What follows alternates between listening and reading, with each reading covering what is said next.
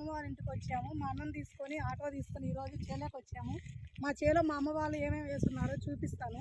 ఇక్కడ మా అత్త వాళ్ళు బంతి చెట్లు వేసి 1 మంత్ అయింది. చూడండి ఎలా పూసాయో, బాగా ఎర్ర పూలు, ఎల్లో కలర్ పూలు బాగున్నాయి. పచ్చపచ్చంగా చెట్లు కానీ బాగా నీట్గా ఉన్నాయి. వాళ్ళు వరి నాటున్నారు. చూడండి కోతకొచ్చింది, ఇంక కొయ్యాలి ఒక 2 డేస్లో.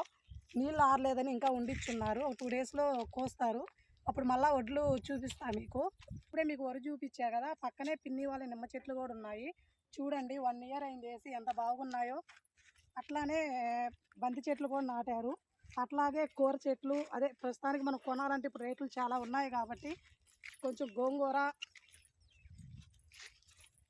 వేశారు. ఇప్పుడే సొరకాయ చెట్లు పూత పూస్తున్నాయి. బీరకాయ, సొరకాయ, ముల్లంగి కూడా వేశారు. చూడండి ఫ్రెండ్, ఇగో వస్తున్నాయి ముల్లంగిలు కూడా. ఇంక పీకాలి.